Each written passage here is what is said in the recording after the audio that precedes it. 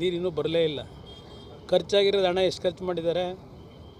14-15 ಸಾವಿರ ಕೋಟಿ ಲೂಟಿ ಆಗಿದೆ. ಇದು 13ರಲ್ಲಿ ಇದೇ ಮುಖ್ಯಮಂತ್ರಿ ಫೌಂಡೇಶನ್ ಹಾಕಿದಾಗ 2 ವರ್ಷದಲ್ಲಿ ಚಿಕ್ಕಬಳ್ಳಾಪುರ ಕೋಲಾರಕ್ಕೆ ನೀರು ಕೊಡ್ತೀವಿ ಅಂದರು. 2013 2025ಗೆ ಬಂದಿದ್ದೀವಿ. ಎಲ್ಲಿ ತಂದರು ನೀರು? ಎತ್ತಿನ ಹೊಳೆ ನೀರು ಕೊಡ್ತೀವಿ ಅಂತೇಳಿ ಬೆಂಗಳೂರದ ಕೊಳಚೆ ನೀರು ತಗೊಂಡೋಗಿ ಬಿಟ್ಟವರಲ್ಲಿ. ಈಗ ಅವ್ರು ಬೆಳೆ ತರಕಾರಿನೂ ಯಾರು ಕೊಂಡ್ಕೋಬಾರ್ದು. ಈಗ ಆ ಪರಿಸ್ಥಿತಿ ತಂದಿರೋದೇ ಅವ್ರ ಸಾಧನೆ ಇಲ್ಲ.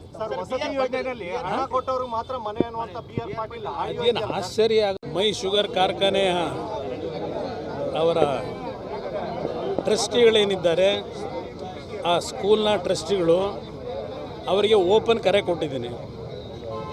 ಆ ಒಂದು ಸಂಸ್ಥೆ, ಶಿಕ್ಷಣ ಸಂಸ್ಥೆ ದೊಡ್ಡ ಮಟ್ಟದಲ್ಲಿ ನಡೀಲಿಕ್ಕೆ ಅಪ್ ಟು PUC ಅವರೆಗೆ ಏನು ವ್ಯವಸ್ಥೆ ಆಗಬೇಕು ಎಲ್ಲ ವ್ಯವಸ್ಥೆಯನ್ನು ಒಂದು ಮಾಡೆಲ್ ಶಾಲೆ ಮಾಡಲಿಕ್ಕೆ ತಯಾರಾಗಿದ್ದೇನೆ. ಅದನ್ನು ಉಪಯೋಗ ಪಡಿಸ್ಕೊಳ್ಳೋದು, ಸದ್ಬಳಕೆ ಮಾಡ್ಕೊಳ್ಳೋದು ಅವ್ರಿಗೆ ಸೇರಿ. ಅಂಥ ಆಸ್ತಿನ ಯಾವನಿಗೋ ಗುತ್ತಿಗೆ ಮೇಲೆ ಕೊಡೋದು ಅಂದ್ರೆ ಉಂಟ ಎಲ್ಲಾದರೂ ಹಗಲು ದಾರೋಡ ಇದು. ಅಂಥ ಆಸ್ತಿನ ಎಲ್ಲಾದರೂ ಉಂಟ? 20 ಕೋಟಿ ಬೇಕೋ 25 ಕೋಟಿ ಬೇಕೋ ಮಾಡೋಕ್ಕೆ ತಯಾರಾಗಿದ್ದೀನಿ. ಪ್ರಪೋಸಲ್ ತನ್ನಿ. ಅದನ್ನೇ ಹೇಳ್ತಾ ಇರೋದು. ಯಾವ ರೀತಿ ಇದೆ ಇವರೆಲ್ಲ ಪಾಪ ಮಂಡ್ಯ ಜಿಲ್ಲೆ ನಾನೇನೋ ಮಾಡಿಲ್ವಂತಲ್ಲ, ಇವರೇನೋ ಹಾಲೆ ಕಿತ್ಕುಟೆ ಹಾಕೋರಲ್ಲ, ಇದನ್ನೇ ಕಿತ್ಕುಟೆ ಹಾಕ್ತಾ ಇರೋದು.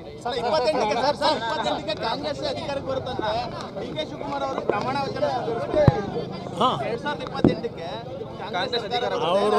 ಅವ್ರಿನ್ ಏನಿದ್ರು ಕನಸು ಕಾಣಬೇಕಷ್ಟೇ. ಬನ್ನಿ, ಯಾರು ಕೊಡ್ತಾರಲ್ಲ ಕಾಂಗ್ರೆಸ್ ಎಲ್ಲ ಅವರಿಗೆ ಏನು ಸರ್ಕಾರದ ಹಲವಾರು ಇಲಾಖೆಯಲ್ಲಿ ದುಡ್ಡನ್ನು ರಿಲೀಸ್ ಮಾಡಿಸ್ಕೋಬೇಕಾದ್ರೆ ಶಾಸಕರು ಅವ್ರು ಹೇಳ್ತಾರೆ, ಕೆಲವರು ಇದ್ದಾರೆ ಅದೇ ಜನ, ನಿಮ್ಮದೊಂದು ಲೆಟರ್ ಕೊಡಿ ಸರ್ ಸಾಕು, ನಾವು ದುಡ್ಡು ತಗೊಂಬರ್ತೀವಿ ಅಂತ. ಹೆಸರಿಗೆ ಶಾಸಕರ ಲೆಟ್ರೆಡ್ಡು, ಅಲ್ಲಿ ಮಿಡ್ಲ್ ಮ್ಯಾನ್ಗಳು ದುಡ್ಡು ಕೊಟ್ಟು ಹಣ ತರೋದು ಮಾಮೂಲಿ ಸರ್ವೇ ಸಾಮಾನ್ಯ ನಡೀತಾ ಇದೆ. ಇದರಲ್ಲಿ ಏನು ಆಶ್ಚರ್ಯ ಪಡೋ ಅಂಥದ್ದು ಏನಿಲ್ಲ. ಭಾಳ ಜನ ನನ್ನ ಹತ್ರನೂ ಚರ್ಚೆ ಮಾಡಿದ್ರೆ, ನಮ್ಮೂರಿಗೆ, ನಮ್ಮ ಪಂಚಾಯತಿಗೆ ಒಂದು 100 ಮನೆ ತರಕ್ಕೆ ಇಷ್ಟು ಕೊಟ್ಟೋ ಸರ್, ಅಷ್ಟು ಕೊಟ್ಟೋ ಸರ್ ಅಂತ ಹೇಳ್ತಾರೆ. ಎಲ್ಲ ಇಲಾಖೆಯಲ್ಲೂ ನಡೀತಿದೆ, ವರ್ಗಾವಣೆ ಎಲ್ಲ ಪ್ರತಿಯೊಂದರಲ್ಲೂ ಏನೇನು ನಡೀತಿದೆ. ಚರ್ಚೆ ಮಾಡೋದ್ರಲ್ಲಿ ಅರ್ಥ ಇಲ್ಲ ಈ ಸರ್ಕಾರದ ಬಗ್ಗೆ. ಮುಂದಿನ ಚುನಾವಣೆಯವ್ರಿಗೆ ಕಾಯ್ಬೇಕು. ಮಧ್ಯವರ್ತಿಗಳು ಕೆಲಸ ಮಾಡ್ತಾ ಇದ್ದಾರೆ ಸರ್. ಹಾಗಾದ್ರೆ ಮಧ್ಯವರ್ತಿಗಳು ಕೆಲಸ ಮಾಡ್ತಾ ಇದ್ದಾರೆ ಇಲ್ಲಿ ನಡೀತಿರೋದೇ ಅದು. ಮಧ್ಯವರ್ತಿಗಳೇನು ವಿಧಾನಸೌಧದಲ್ಲೇ ಅವರೇ ಶುರು ಮಾಡ್ಕೊಂಬಿಟ್ಟವ್ರೆ. ಮಧ್ಯವರ್ತಿಗಳ ಅವಶ್ಯಕತೆಯೂ ಇಲ್ಲ. ಈಗ ಆ ಇಲಾಖೆಯಲ್ಲಿ ಅವರೇ ಫಿಕ್ಸ್ ಮಾಡ್ಕೊಂಬಿಟ್ಟವ್ರೆ ಎಷ್ಟೆಷ್ಟು ವಸೂಲಿ ಮಾಡಬೇಕು ಅಂತೇಳಿ. ಪರ್ಸೆಂಟೇಜ್ ಕೊಡಲೇಬೇಕು ಅಂತ ಸರ್ ಮಾಡ್ಕೊಂಡವ್ರೆ. ಕೇಳಿದ್ರೆ ಅದಕ್ಕೇನೋ ಒಂದು ಉತ್ತರ ಕೊಟ್ಕೊತಾರೆ. ಪಕ್ಕದಲ್ಲೇ ಕೂರಿಸ್ಕೋತಾರಲ್ಲ. ಈಗ ಅದ್ಯಾವುದು HK ಪಾಟೀಲ್ ಲೆಟ್ರನ್ನು ನೋಡೋದನಪ್ಪ, ಗಣಿಗಾರಿಕೆದು. ಅವರು 2015-16ರಲ್ಲೂ ಒಂದು ಪತ್ರ ಬರೆದವ್ರು ಇದೇ ಥರನೇ.